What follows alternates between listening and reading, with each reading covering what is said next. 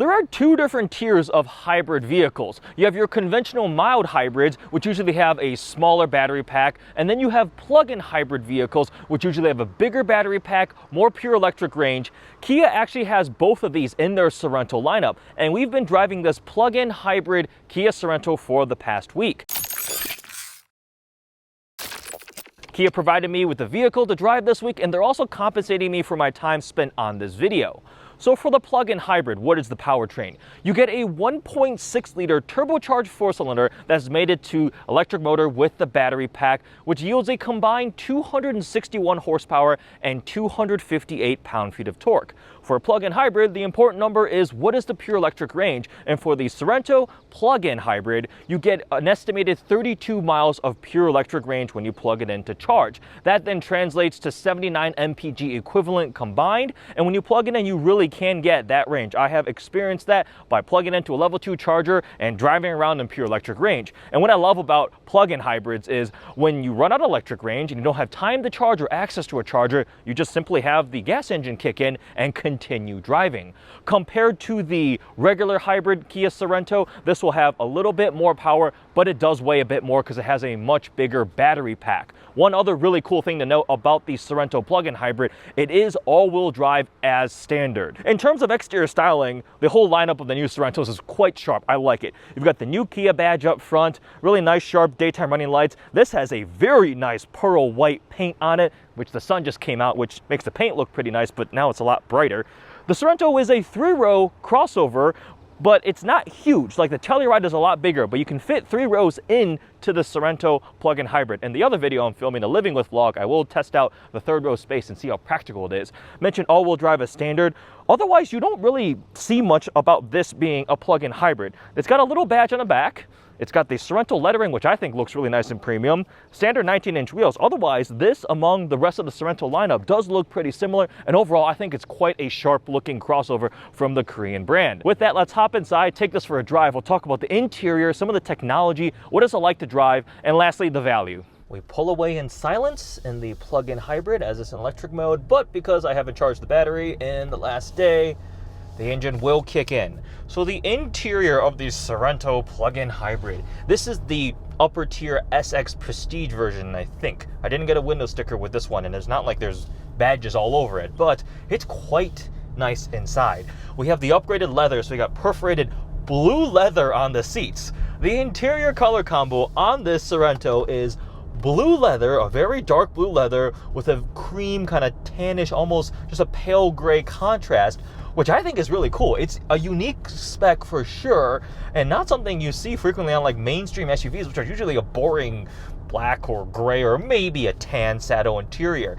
The steering wheel is contrasting light gray leather with the dark blue with like blue stitching, which like the design of the steering wheel in terms of that contrast actually reminded me of my friend's Bentley Continental GT, which is, I know, a crazy comparison, but I am quite impressed with the materials and the design of the interior of this Sorento. A lot of really cool textures too. So the plastic trim has this etched like diamond pattern across it on the doors, across the dash there. So that's definitely quite nice. In terms of technology, this has 2 very large digital display screens, a 12.3-inch digital cluster right in front of me, and then a 10.25-inch touchscreen infotainment system, which I have pulled up on the energy flow mode. It's showing me where all the power from the engine, the electric motor, the battery, and how it's going to the wheels, that aspect. That's really cool. We do have wired CarPlay, a wireless charger. One of my complaints of wireless chargers is if you have to use wired CarPlay, it's going to charge through the cable. So like, I just plug it in. I wish I had wireless CarPlay, which definitely would be nice,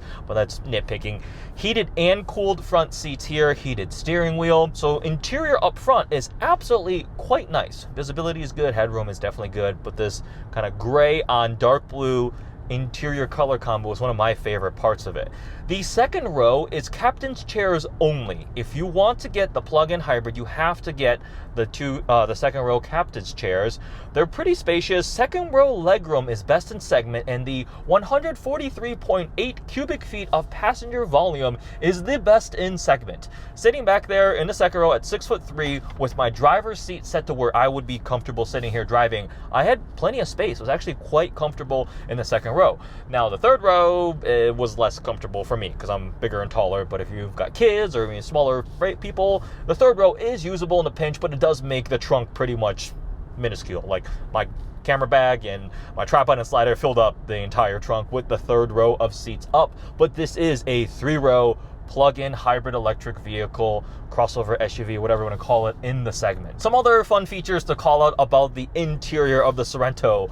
Kia is very proud of the fact that they have 8 USB ports scattered all over the interior, and there definitely are USB ports all over, but none of them are USB-C charging ports.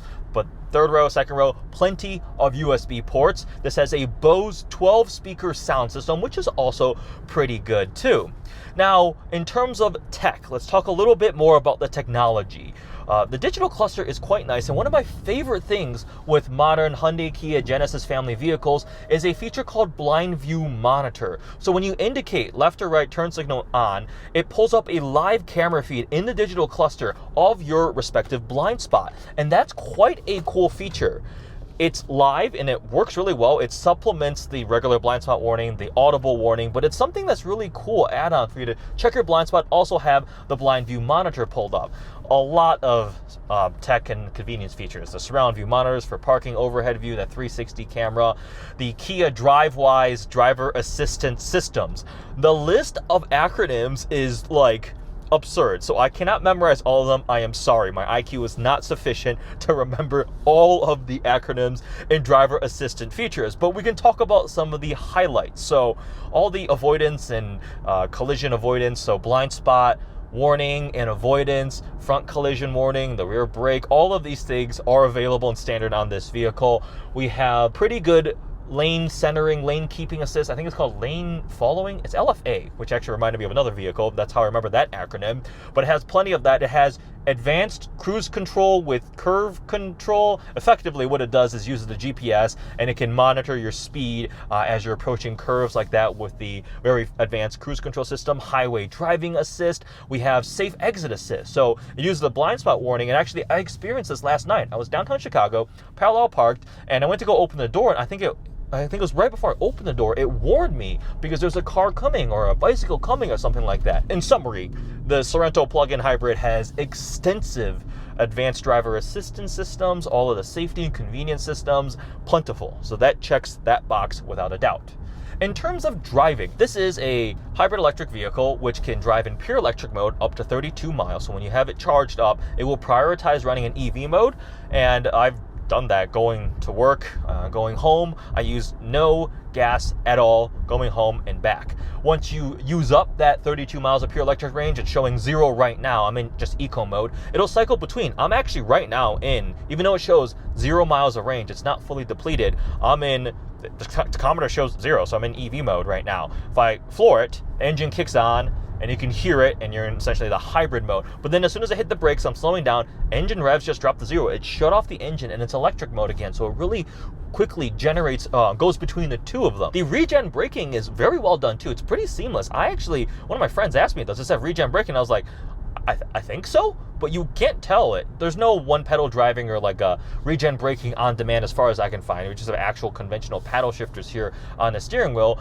but it's a pretty seamless transition there. And like I mentioned, even when you have no electric range showing, it will still prioritize running in EV mode. Coming off a stoplight, sometimes it'll start in EV mode, and then the engine will kick in as you require more power, accelerate more, and things like that. So that handoff is pretty well implemented. And then when you don't have the electric, it's still 1.6 liter turbocharged 4-cylinder, so that's pretty good too. So now we come to the discussion on value, and that's where there's a little bit of some caveats.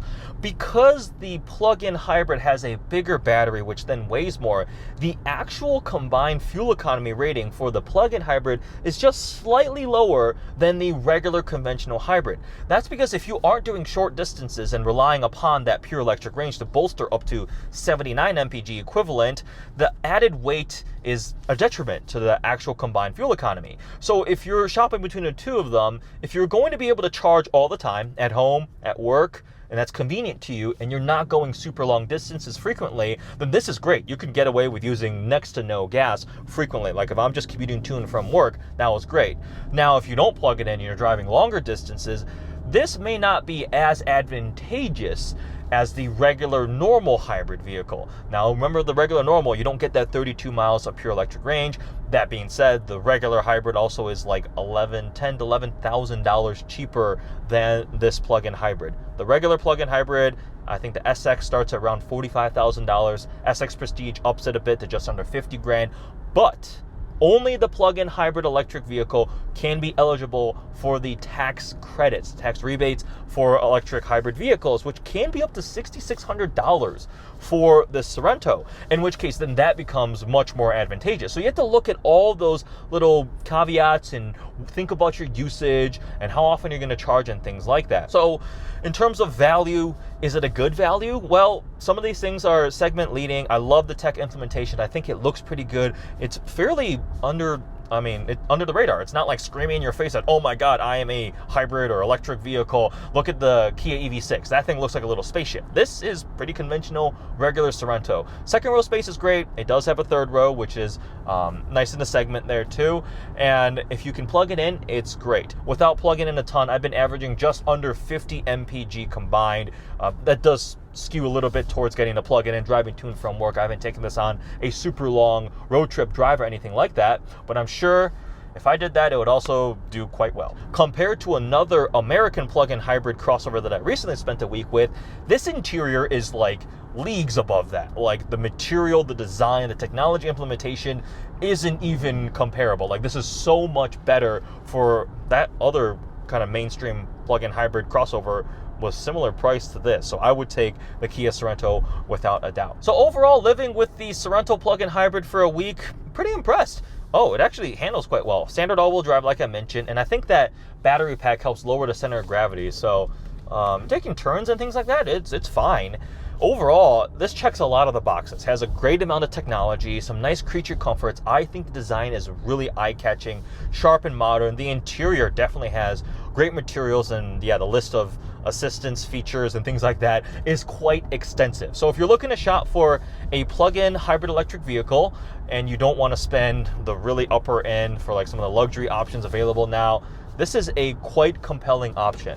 Make sure you guys also check out my Living With vlog, which is a little more informal, behind the scenes, documenting what a week with a Sorento plug-in hybrid is like. Thanks for watching.